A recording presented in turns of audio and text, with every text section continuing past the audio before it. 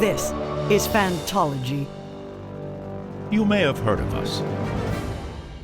All right, what's up, Bloodlust? This is Steven, your host with Fantology Podcast, along with my lifelong friend, Ryan. And today we're talking about The Waking Fire by Anthony Ryan, the first book of the Draconis Memoria series. And this is a series that's been out for a few years, and has really always kind of been on my radar, but we never actually picked it up until Fantology Book Club went through, and several friends from Discord all kind of read this together. And I enjoyed it. I feel like maybe I should have read it sooner, to be honest. Yeah, I think it's important when talking about this book, maybe to talk a little bit about the context around our experience with Anthony Ryan. And I think both of you and I are on the same, we've read the same amount of books for Anthony Ryan. We've read the Raven's Shadow trilogy with Valen Alsorna, which starts off with Blood Song, which in my opinion is one of my favorite fantasy books ever.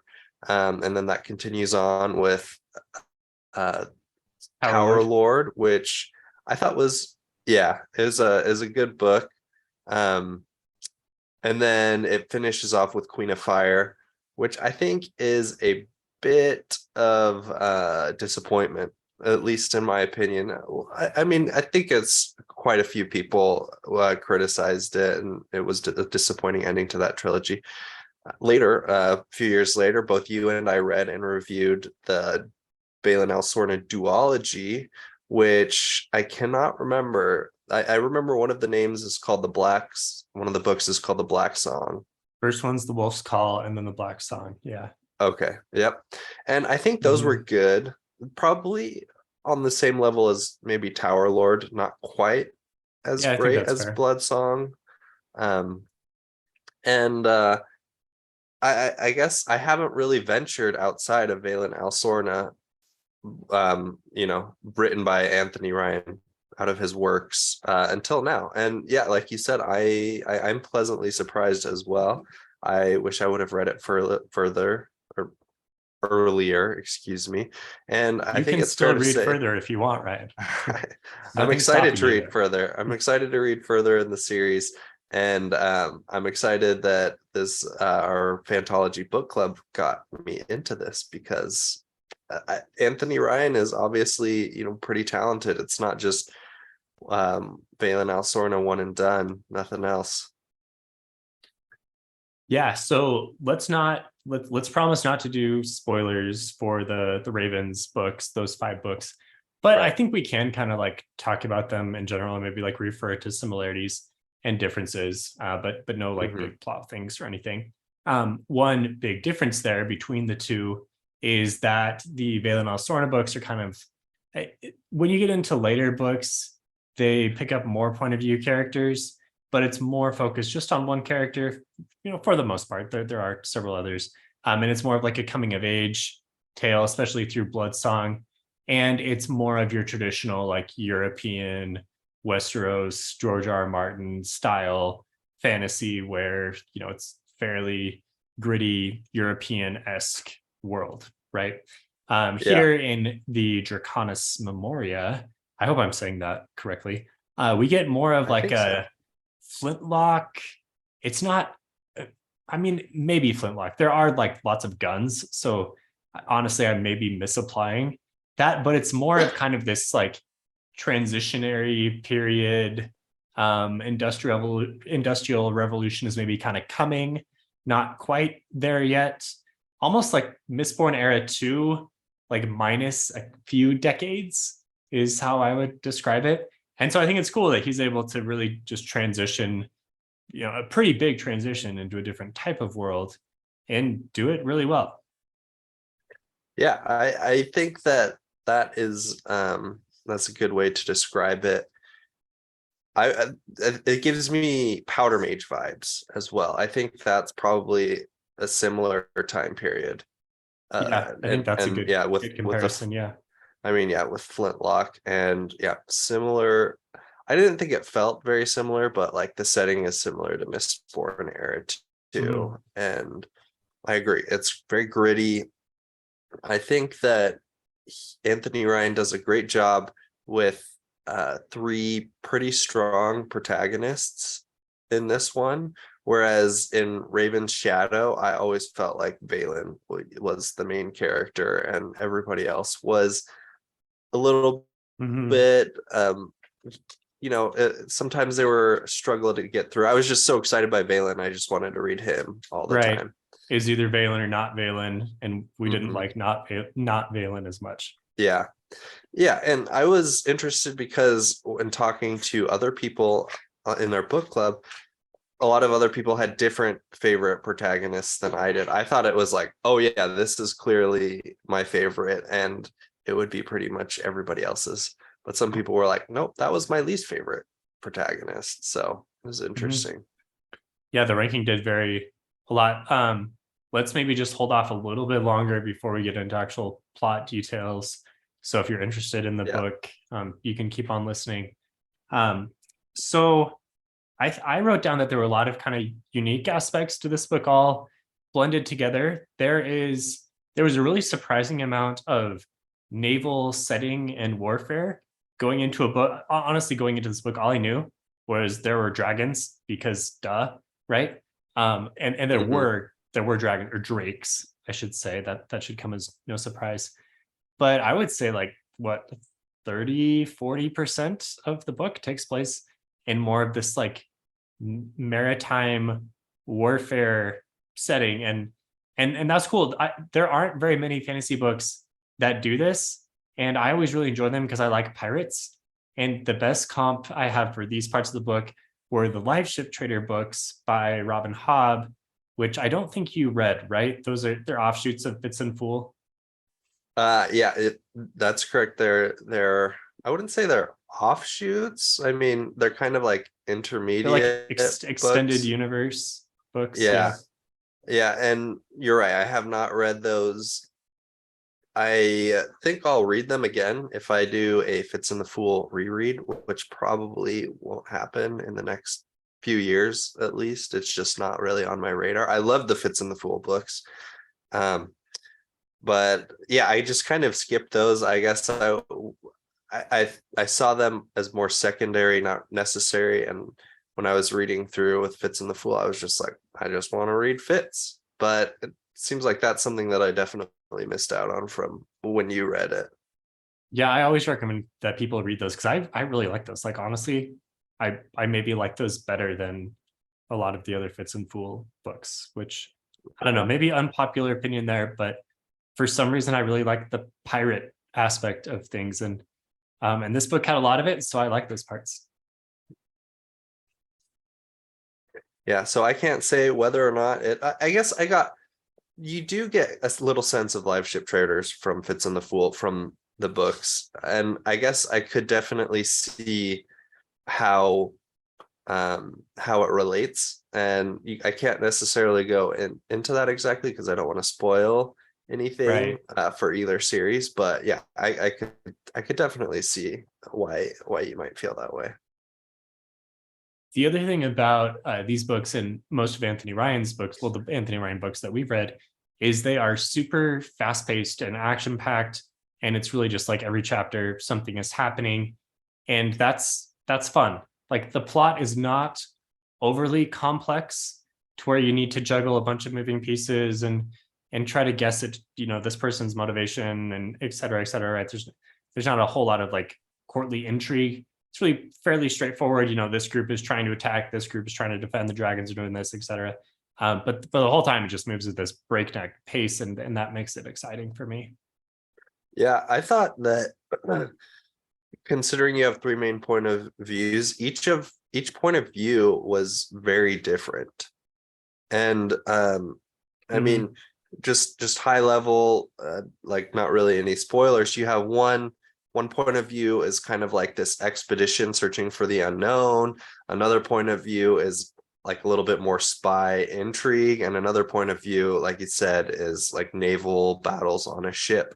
And so three quite different stories, which they're all interesting. I wasn't too often thinking, oh, I want to get through this, get to the other one. I was very present in whatever chapter I was reading. And they connect a little bit. I'll say, I think one of the weaknesses of at least this first book was there wasn't a ton of connection between our characters. I like to see that maybe a little bit more. I understand that's hard to do, and they're really kind of each set up to explore different parts of the world, and they do what they're intended to really well.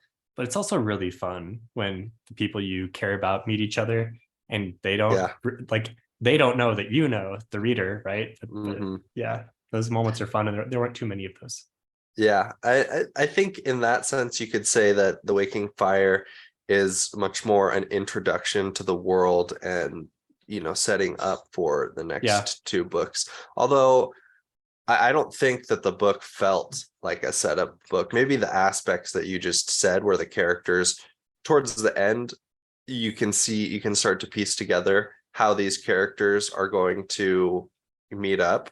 But until, I mean, I guess a couple of the characters do meet throughout the book, but not Yeah. all of them. And so those Yeah. final characters, you start to see them colliding towards the end of the book. So Yeah. there's going to be, I don't foresee that being a weakness in later books, is what I'm trying to say. Yeah, I would think so. I honestly, the only concern I have with this series is, like you said, Bloodsong was really good. Tower Lord was not as good. Queen of Fire was, in my opinion, somewhat of a disaster. So I really hope that we don't get the same trajectory, and he's able to, you know, continue the strong performance of the first book in this series. I think one other minor critique that I had was I really enjoyed the breakneck pacing and the action-packed nature of the book. However, I think it came at the expense of developing some of the factions and plots and things like that a little bit, to the point where, like, we were still, it wasn't just me. I think it was most of the book club was, you know, fairly well into book, maybe like 30% to halfway through the book. And there were still some questions on, like, wait, which faction is this group attached to? How does this connect to this? And these are like fairly basic building blocks of the story, we felt, but and the answers were maybe explained in there, but it wasn't explained enough, or wasn't explicit enough to the point where it felt natural in developing what was going on. So yeah, that was kind of annoying, but just a minor thing. And I think by the time you get further into it, it's like, okay, at this point you get it. Yeah, I felt the same way. And in fact, I was one of the people asking, wait, so how are all of these factions related and who exactly are they? And I think it's confusing because you're not only referring to different like empires or kingdoms, but you're also referring to companies within them or the navy they control. And yeah, it took like some, you know, asking and like reviewing it with other people to start to piece together who refers to what. And but once I got it, I think that it was pretty easy to remember. I think there's a really easy, simple solution that would have helped us if they just moved the glossary, the dramatis personae, however you say that. If they move that to the beginning of the book, then I would feel safer going into it and looking at it and referring to it, because I figure, oh, it's at the beginning of the book. Like, there's probably not going to be spoilers. But the fact that it's at the end of the book makes me think, okay, this may be updated with information that I don't know going into the book. So maybe I don't want to look at it yet, which, I mean, I guess traditionally, like, the glossary is at the back, but I feel like more and more books just put it at the front to cue in the reader that it's fine to read, and this wasn't the case. So I was a little freaked out to look at it. But there aren't any spoilers in it, are there? No, there's not. That's why I'm saying they easily could have put it at the front, which meant I would have felt safe looking at it and then wouldn't have been as confused. Yeah. But I mean, you could look at it. If you're considering reading it, you can reference it as you're reading the book. Yeah, you can. So one last thing that I want to say about reading this book is that I'm more optimistic about other work by Anthony Ryan outside of Valen Alsorna. So not only am I excited to continue reading this trilogy, but I'm also excited to read his new trilogy, which 2 books are released, The Pariah and The Martyr, I believe. Yeah. And I've heard decent things about those. So I think that Anthony Ryan was pretty popular with Bloodsong and then lost a lot of his steam. And I think he's now more of like a niche author that people are familiar with, but don't necessarily read too much of his work. Yeah, we always speculated that for whatever reason, like the publisher pressed him into writing the rest of the Valen Alsorna books too quickly or something, because I think the first one was self-published. And it is a good sign that he's starting out the new trilogy in a strong, with a strong footing. And yeah, I've heard good things about those other 2 books that you mentioned. And I think those are also kind of a different setting as well, like within a fantasy setting. Don't remember what they are exactly. So I'm excited to see what he does there. Yeah. His third world that in a fantasy setting that he's done. And he writes really out, fast too. Yeah. I was gonna say he cranks out books maybe like once a year or so. Yeah. And I mean the quality is pretty good too. Yeah. Okay, one more thing in the non-spoiler part. I know a big draw for you, I'm assuming a big draw for you in reading this book, was the dragons on the cover and in the title, because you like dragons. So what did you think of this dragon experience? Well, so I knew from the blurb that the dragons or drakes in this book, they're considered more of a resource, kind of like harvesting them, kind of like how we harvest those like blue blood or horseshoe crabs or for their blood. People harvest dragons in this book.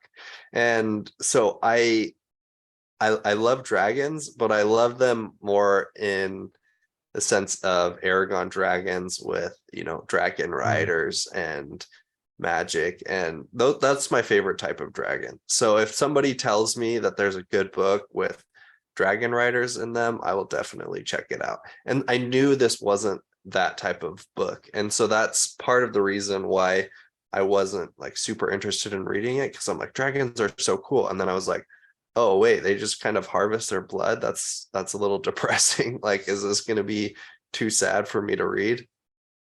And I do think that there are some maybe a little depressing or parts that are a little bit more depressing, just as you recognize, like so many other resources of humankind, we exploit dragons, and it's not pretty.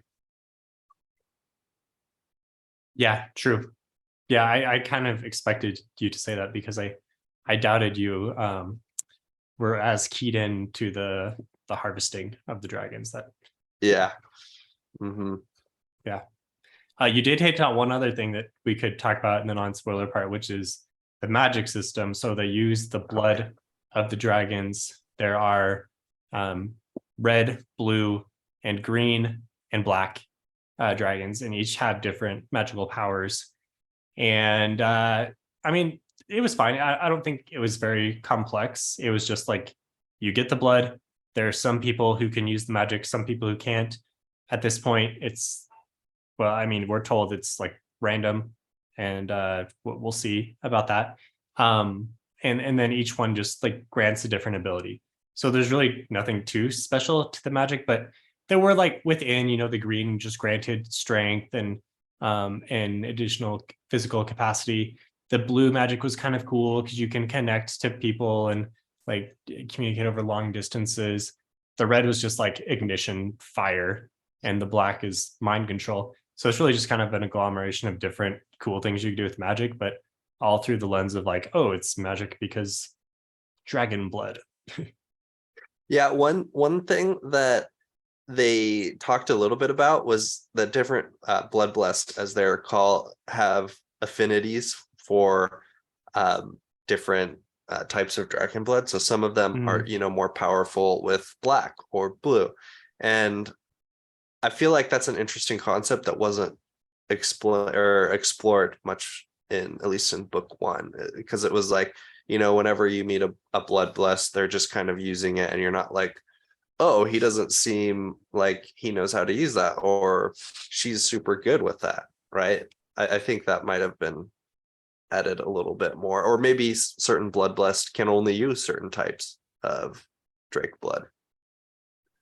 I think the coolest part of the magic and the most developed part was the way that they connect the magic into their economy and into just like the day-to-day life. There are a lot of things that are designed specifically to make use of dragon power, blood blessed magical powers. A lot of engines, especially, and you know, that's nice. I like it when it all kind of like ties together. Like there's magic on the world, therefore the world has developed differently, and it's also really similar to Dune. And I think Anthony Ryan said Dune kind of inspired him, and that there's like these different factions vying for this magical resource on this subcontinent, new world type thing, and the resource is magical through the dragons, right? So that was fun, especially the Dune movie coming out last year, 2 years ago. Anyway, so it's kind of relevant, I guess.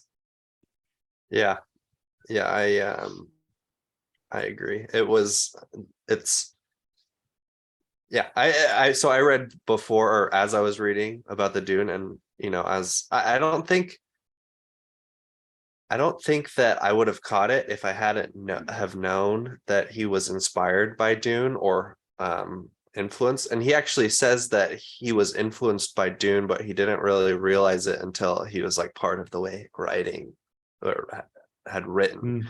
So but I definitely see it now. I'm like, yeah, there's you know, spice comes from worms, blood comes from drakes. In the New World places called Aradsia. Aradsia or Aradesia, something like that. And in Dune, it's obviously Arrakis is the planet, right? Yeah. And there's lots of politics too between different companies or factions within the government, neighboring governments. All right, I feel like that's enough teasing with the non-spoiler. Let's get into it. Yeah. Okay. So if you haven't read yet, we're gonna now talk about full spoilers. So, what were some of your favorite parts? Give me something to start the conversation with. Well, I really liked Clay a lot. I mean, he's kind of like your typical protagonist that you relate to. And that was the person who was like, oh, Clay's going to be everybody's favorites.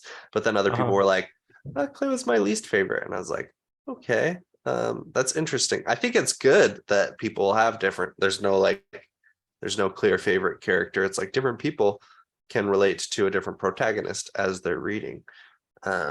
So I think that's well done by an author when that happens. I think my favorite was Lizanne and Clay second. Okay. I would have liked Hyle more, except that he just disappears at the end of the book and like doesn't really do anything noteworthy. Yeah, he just they like limp into port. It was kind of cool to see like somebody who doesn't exactly know what's going on towards the end. They're like, the dragons are acting like all crazy, and like we're not really sure what's going on, and they show up at this port and it's just like empty, and you're like what happened? So it was kind of cool to see like an outsider's perspective on that outside of all of the warfare. But I also agree Highmore was my was the least, the protagonist that I enjoyed the least. Not to say that I did not enjoy him, because I did. I thought there were some interesting parts of his story, but he is also totally separate from Lizanne and Clay until the very ending, when he finally runs into Clay.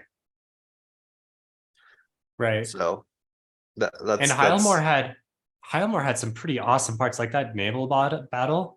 That was about 50% of the way through.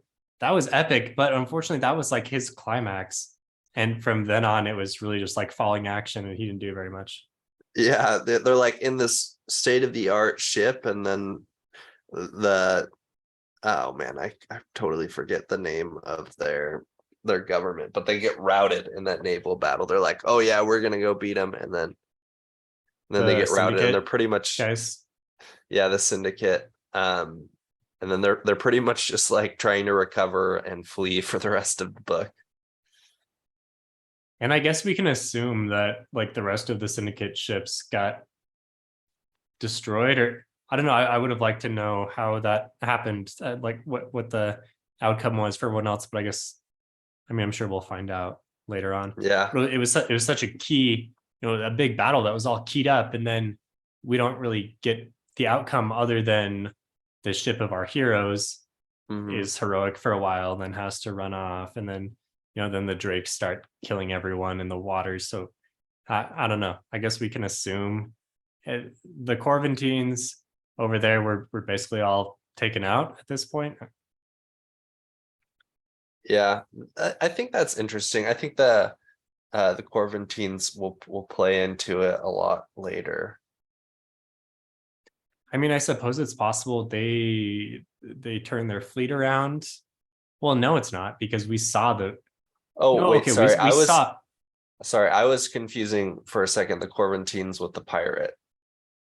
The pirate nation. I guess they're not really a nation. They're just the one like that the pirates that were over in Tortuga.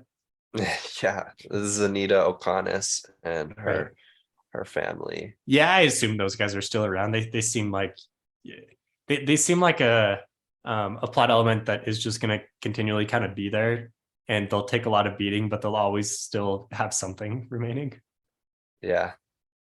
So, I mean, assuming I think they're so back to Corventine. Is it Corvantis? What's the name of their I think Corvus. Corvus? So Yeah. I mean, their navy was definitely destroyed that went to Carvenport, but you assume if they Right. are at war, I mean, they're not going to send all their ships to one port. Maybe they did. Yeah, they probably didn't. Otherwise, they're going to be rendered ineffectual for the rest of the story. So Yeah. hopefully they didn't. Yeah. So I'm sure they have more ships out there. But I guess we have to assume that they took out most of the syndicate ships. Although the syndicate has more ships over in their continent. Oh gosh, what's the name? Starts with an M. It's like Mandalore, but it's not. Oh, Mandapore? Manador, something like that. Oh, Mandalore? Manadorians.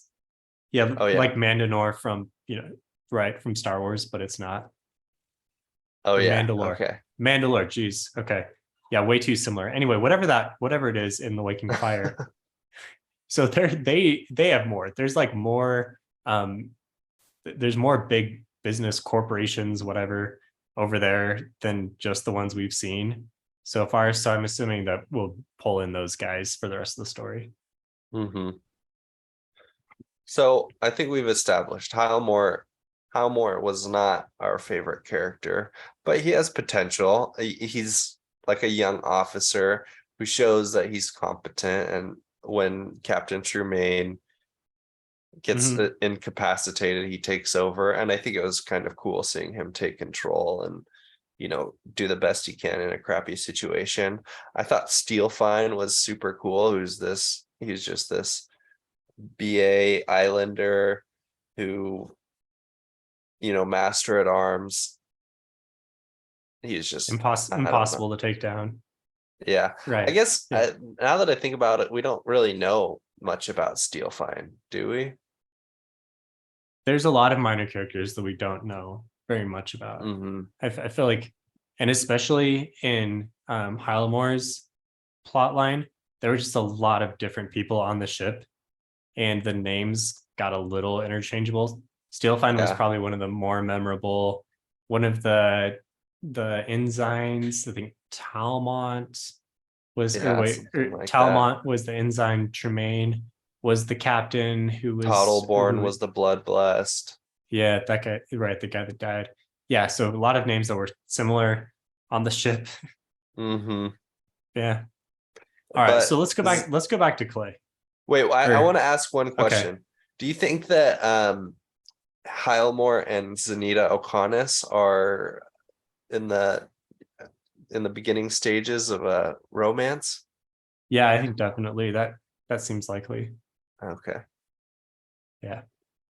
All right. Yeah, let's go to Clay, who is my favorite character of the book. All right. Um, So what do you think of his ill-fated romance? Speaking of, with Silverpen, I was totally blindsided by it. I mean, it like makes sense that Silverpen, you have no idea about her past. And so in the beginning of the book, the prologue, you see that there's like this dragon being harvested, and then some girl who's or child who's a blood blessed who goes missing after it. Or I guess you don't know that they're blood blessed, but you assume. And I thought that that was Clay because Clay was an unregistered blood blessed. But I was like, I don't even know why it didn't cross my mind that maybe Silverpin was a blood blessed and hiding. well, Clay too, and we get his viewpoint of like his mother dying, and his mother obviously did not jump into that.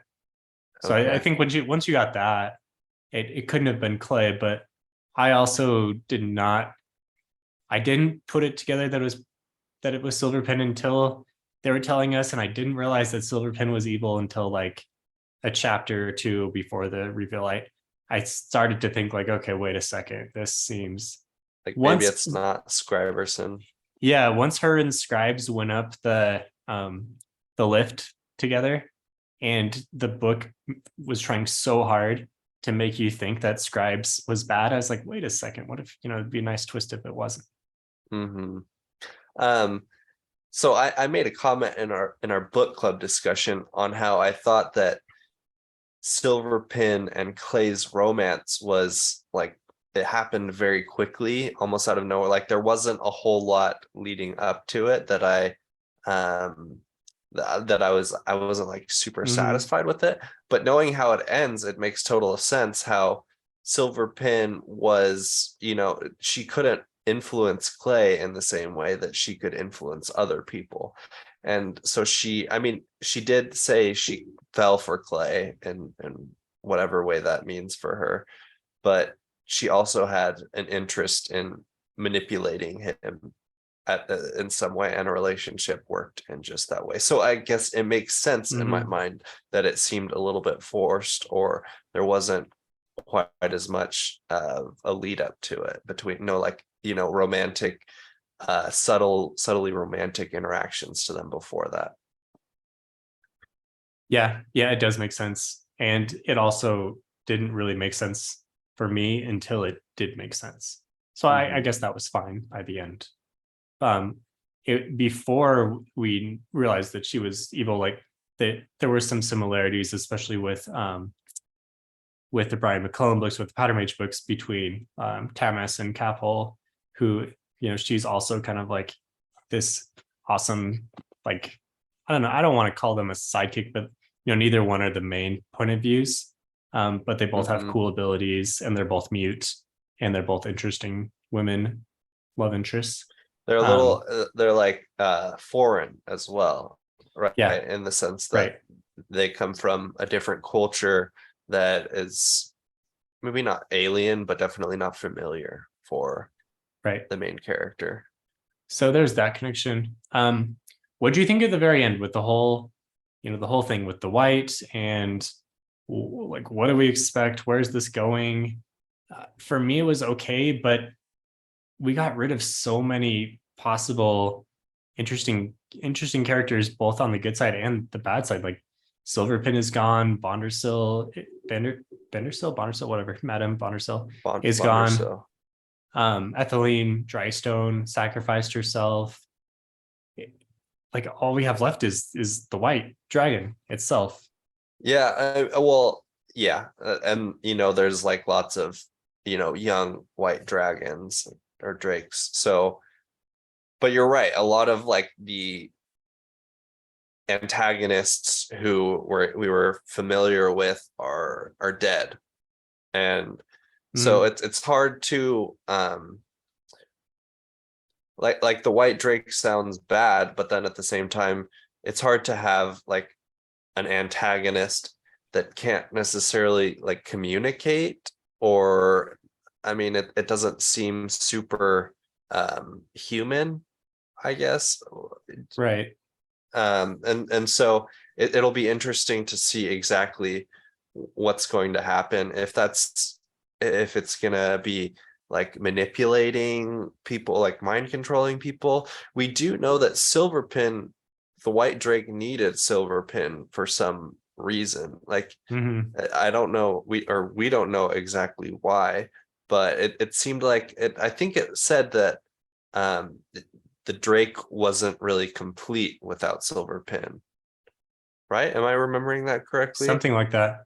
And once she died, didn't it lose control of all the other dragons? Yeah, and Or I mean, drakes? that's one point I brought up. It's maybe like, I don't know if it needed Silverpin for that, or if it was like the trauma of losing Silverpin caused it to like temporarily lose control of the drakes, or I don't know exactly. But I think maybe the White Drake needs to bond somebody, like a human, in order to like fully realize its power. And so that would be interesting to see if it's gonna bond somebody that maybe we know, somebody unexpected, or somebody new who will become a new antagonist. I did think it was interesting that Ethylene Drystone sacrificed herself, because now her Black Drake, or the Black Drake that she flew on, doesn't have a rider. I wonder if Clay is going to somehow assume that, although we know that you need to drink like A hard blood. the heart blood from a Right. Drake in order to to bond another Drake, I think, and Clay hasn't done that. So I mean, I can definitely I definitely agree with you that a lot of the antagonists who we became familiar with throughout the book died. The one commander of the Corventine army, I forget exactly what his name was, but he was kind of like brutal. We didn't really like get to know him much other than by his reputation, but we didn't see him die, right? Or did people claim they saw him die? We heard that he died, but we did not see that. Okay. Yeah. So yeah, that could be a potential antagonist in the future. Maybe not quite as satisfying. Did you catch that when Clay was leaving and he saw all the dragons hatching, there weren't any black ones? There were all the other colors, but no black ones. Oh, I heard, I remember they said red and white. I didn't Oh, maybe it was catch, just red and white. but you're right. I did catch that there were no black dragons. So it seemed like there were no blacks, and the black dragons never came and attacked Carvenport either. So I feel like the white dragon can't control the black ones, and that could be a future conflict between the two. Yeah. And I mean, it's also interesting because I think like a lot of the black drakes have been hunted as well. I mean, I guess all drakes have been hunted a lot. So maybe, I mean, we definitely got the sense they were more rare. Yeah. They do seem like, and they didn't fight any black drakes other than, yeah, they didn't fight any black drakes as they were going on their search for the white drake. I don't think they encountered any. They encountered green drakes, they encountered red drakes. They didn't encounter blue because those seem like they're more in the ocean. Wasn't there one time where there was a black drake that was flying? There was one time on the river. Well, I think he just sees Lutheron. Yeah. So I feel like there's something more with the black drakes going on. That's definitely something that will hopefully be explored in other books. I agree. It's going to be an interesting direction to go in. Did you catch? Oh yeah, go ahead. Well, no, I was going to change subject a little bit. Okay, one more thing then before we do that. Okay. Without doing spoilers, did you notice that the ending of this book, like there were a lot of similarities with Bloodsong?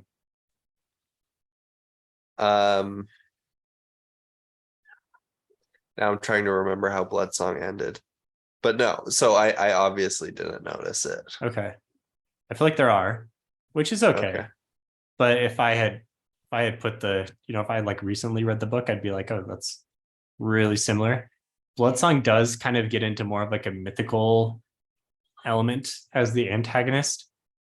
And that was probably one of my Okay. least favorite parts of the Okay. series, because I felt Yeah. like the antagonist became like just this nebulous thing that we didn't understand very much, and ultimately was kind of not satisfying. And so this is somewhat worrisome to me, that it seems like this book is going the same way, like it's leaning really hard into more of the mythical antagonistical and antagonistical and Yeah. oppositional force, Hmm. that the rules are kind of nebulous around and hopefully will be defined more. But I'm concerned about that. I didn't enjoy Okay. that very much in the Ravens books. All right. I think that's a fair assessment, and um something to watch out for in future books. Because I really liked the more like grounded conflicts between Carvenport and oh gosh, I don't remember the other colony, but between Carvenport and the Corventines, right? Like especially with in Lausanne's parts, those conflicts were really interesting to me. And Clay's part was interesting in the mystery of it all. And then when it became this like weird magical thing, I was like, yeah, I don't know if I buy this as much. So do you think you would have continued to be, or how would you have felt about it if Silverpin had survived, and Silverpin was more, like very much the villain alongside the White Drake? Would you be as worried? I would probably like that more. Okay. So the So White it, Trick now is just this. We don't know very much yeah. about it, but it's like the only remaining problem. Hmm. I mean, it's a big problem, but it's a problem we don't understand at all. Yeah. Yeah, it's kind of like it more moves the pieces, right? And there's it's not like evil personified in a villain who is, easy to read and like interesting. Mhm. I would Um, love to get more into the backstory of what happened with the spoiled before they, that whole like advanced civilization. It'd be cool if yeah. there was some group of them that had survived still and had some important information to give to us, and maybe supply us with some cool technology. I don't know, maybe down the future. Maybe that's what we're getting into with Clay and Hylemore's mission into the South Pole or wherever they'll end up going to Uh-huh. retrieve, get to some tower or artifact or whatever that is, which gave me major vibes from Midnight Tides, which we just reviewed. Oh yeah. See, it's funny that there's like a lot of similarities, and you're like, did you get this? I'm like, no, I didn't. But then you bring it up and I'm like, yeah, I could see that. Maybe if I had read Midnight Tides more recently. Yeah, that's fair. Um, so I thought that I think I liked the way that it changed. I was expecting the ending, or with Clay and his uncle Braden. I was almost expecting it to be like more of a Moby Dick thing with, his uncle Braden being like the Mm, captain of the ship who's just like obsessed yeah, with chasing yeah. after this beast at the expense of all else. So I guess I don't know. I think that might have been kind of cool. Um, but then at the end, he you find out that it was Silverpin's influence all along. So he's like, yeah, I think we should kill the Drake. And he's like expecting this huge blowback from his uncle. And then his uncle's like, okay, you got to do what you got to do. Or, which is, I Mm. guess, a bit anticlimactic from what I was expecting. But I can't say I was like totally disappointed with it.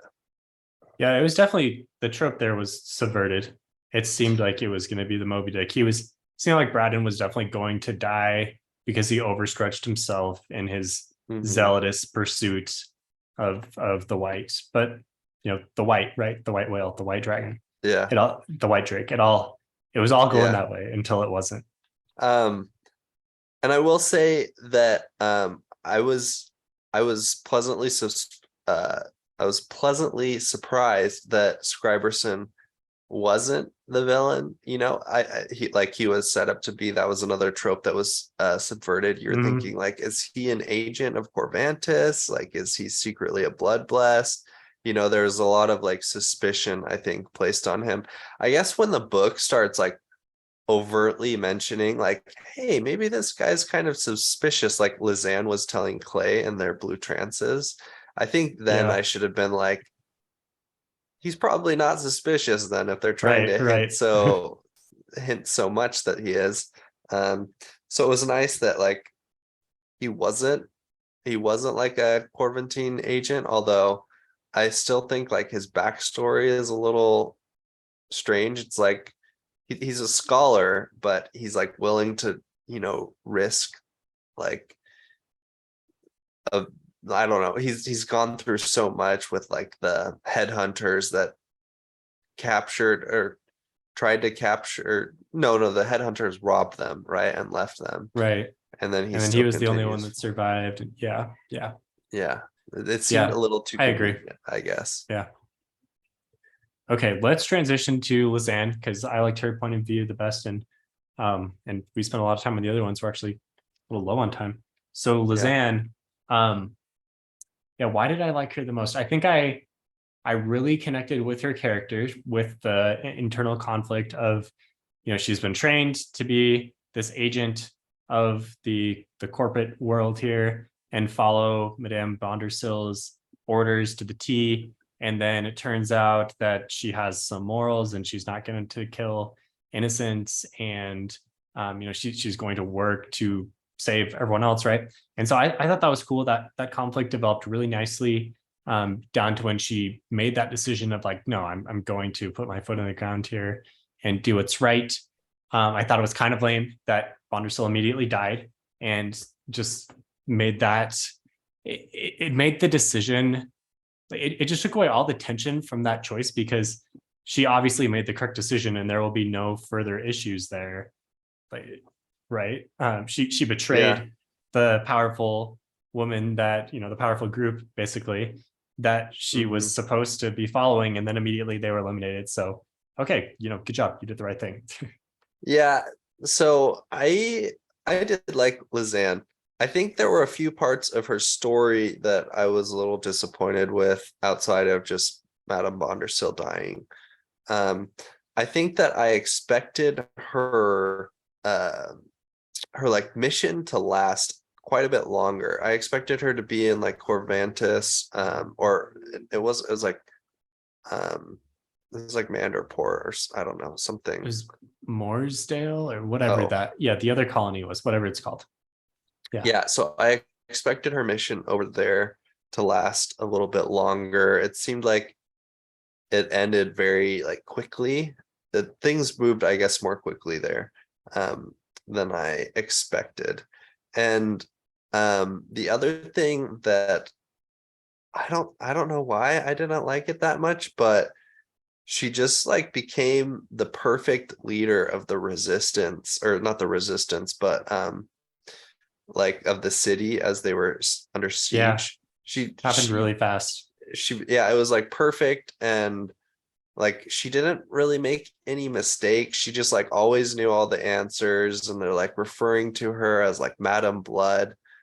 I don't know, it's that also seemed a little like there should have been more people who were like, wait a second, Bondersill was the one calling the shots here. I guess she was the most accomplished blood blessed remaining, and they really just were in a habit of deferring to Bondersill, so she stepped right up. I don't know, it made it out to seem like there were no other capable people remaining in the city.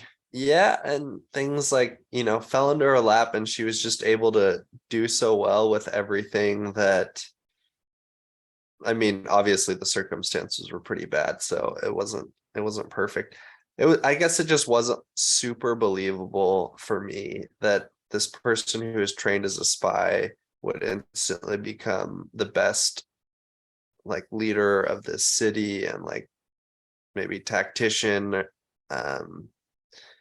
So I don't know.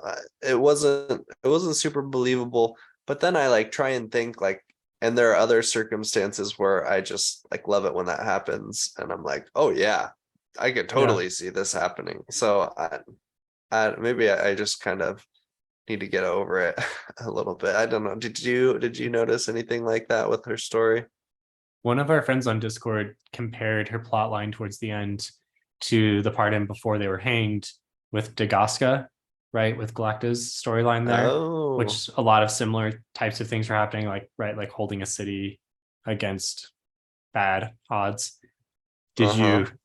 I mean, I think it's pretty apparent what the similarities there are. But I think the way that Abercrombie does it is you probably liked it more because it just maybe happened a little more naturally. There were a little more internal political conflicts as that was slowly developing. But this happened really fast, and I think maybe a lot of the criticism you have can just be chalked up to the pace at which things are happening. Like we could have spent a whole Mhm. book in just this part, but it was really only like the last 40% of 1/3 of the point of view characters.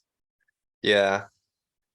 Yeah, exactly. And there's a lot going on. I mean, he totally cut out Anthony Ryan totally cut out Heilmore for this part because I think there was just so much going on between Clay and his expedition to find the White Drake and Lizanne and the defense of this this city. So yeah, there was quite a bit going on that. I loved her parts in the trenches where they were using the machine gun and the, Oh yeah. I don't know, RPG gun or whatever the heck the thumper thing was. And they were just decimating the Yeah. entire army. Like that part was really brutal and visceral, but also super awesome. Yeah, they're just like they have all these things. And then with the dragons flying over and they're like shining lights on the reds and Yeah. shooting them down, kind of like, these bombers flying over the city, and you have like Yeah. anti-air guns posted throughout, just like attacking them. Yeah. There's definitely some plot criticisms. It happens super fast. It doesn't always seem super believable. But at the same time, it's just like so awesome to me the whole time and so exciting that I was just kind of there for it. Yeah. Yeah. So like I think we're nitpicking quite a bit, or at least I am. But like my nitpicking doesn't necessarily reflect, how I feel about. Uh, Yeah. I did really No, enjoy that's the fine. book, and yeah, It and just I'm makes for interesting excited. discussion. Yeah. Hmm. I Yeah, think the other thing with Lizanne was I feel like she had the most interesting minor characters. I really liked Tequila or Tequila, whatever, however you say her name, and Arborist, both who she picked up.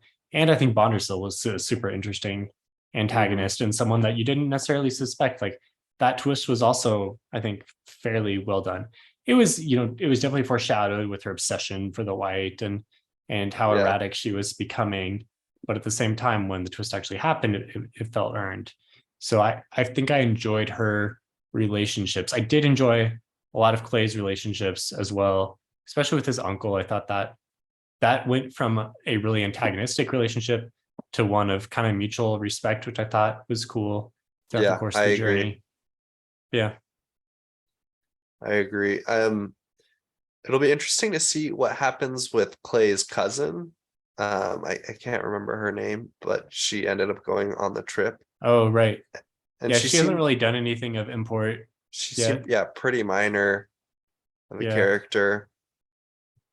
Um, I'm excited for the future, especially at the prospect of maybe Clay becomes a dragon rider, or there are maybe other people will, like the Black Drakes will have to form some sort of alliance with humanity, or with at least the Mm. non-spoiled humans, in order to overcome the White Drakes. So I think that's what I'm looking forward to most in the future. Oh, we talked about another book this is similar to too, as well with Clay. The beginning of his story is really similar to the first Night Angel book, The Way of Shadows, which we're Oh yeah. rereading right now in Hmm. preparation for the new Night Angel book that Brent Weeks is publishing later this year. So just the way that he starts in the slums, with his friends and kind of comes into means through some magical power, right? Is pretty similar. And then Joya being alive as well seems to hint at some future romance, which is pretty similar to what's going on in the Night Angel books. So that's why I say it feels like this book is just like an agglomeration of a bunch of other books that I enjoy. And so it was fun to pick up on all these, like, oh, this plot, I've seen this plot thread before, I've seen this plot thread before, but the way that it was woven together made for a good story. Yeah, or like, oh, this is a perfect combination of Powder Mage, Way of Shadows, Before They Are Hanged. Yeah. So many different things. You're like, just combine some grimdark and coming of age and X, Y, and Z. And you got this book. I mean, I think if we wanted to really dive into it, a lot of books are going to be like that, right? Like, everyone kind of picks up on the different archetypes and builds stories off of those things. Exactly. For whatever reason, they were just more fun to identify throughout this one. Cool. Any final words or theories? Yeah. I was just gonna say, so there's a lot of, there are definitely like Tequila. I have no idea where she's, what's gonna happen with her. And is Highmore going to become captain, because we know that Captain Tremaine isn't actually dead and he seems like he might be getting better. What's going to happen there? I think that it was pretty entertaining. I'm glad to see that, as I've said before, I'm glad to see Anthony Ryan writing in other worlds, and it seems to be good quality. I think if you have read or haven't read any of him, it's definitely worth checking out. I think the world, we reference a lot of other things, but it felt pretty unique to me. It's a new take on dragons, with them being a resource. Traditionally they're a resource more because of their like prowess, in combat or whatever, but this is more like, they're a resource like any other beast in the world, even though they aren't like any other beast. Yeah, good point. That does really make it unique. Okay, well, I think throughout the rest of the year, we'll be reading the next two. We do have a long and ambitious list of books we want to read, because there's a lot of new books coming out later in the year. So we'll see how that goes. But if you enjoyed our conversation about the series and you like other fantasy books, then hop on our Discord. The link to join will be in the episode description, and let us know what we should read, or just join the conversation, join our next book club, whatever it is. We'd love to have you. Good to be here, Stephen. Talk to you later. See you, Ryan. Bye.